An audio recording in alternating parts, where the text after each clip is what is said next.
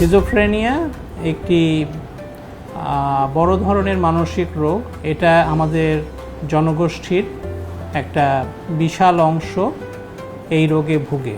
এই রোগ সম্পর্কে আমাদের সমাজের বিভিন্ন স্তরে কিছু অসচেতনতা অথবা ভুল ধারণা, তাদের প্রতি কিছু ভুল আচরণ দেখা যায়। কিন্তু আমরা যদি এই রোগের প্রতি একটা ইতিবাচক দৃষ্টিভঙ্গি রাখি এবং এই ধরনের রোগীদের দ্রুত চিকিৎসার কাছে আনি এবং তাদের সামাজিকভাবে পুনর্বাসন করি, তাহলে এই ধরনের রোগীরা দীর্ঘমেয়াদে সুস্থ থাকতে পারে এবং সমাজের কর্মক্ষম থেকে গুরুত্বপূর্ণ দায়িত্ব পালন করতে পারে। পৃথিবীর বিভিন্ন দেশে সিজোফ্রেনিয়া রোগীদের জন্য সুযোগ সুবিধা রয়েছে এবং ধীরে ধীরে আমাদের দেশ যখন অর্থনৈতিকভাবে আরও উন্নত হবে, তখন সিজোফ্রেনিয়ার রোগীদের জন্য সেই সমস্ত প্রশিক্ষণ কার্যক্রম বা আবাসন কার্যক্রম অথবা পুনর্বাসন কার্যক্রম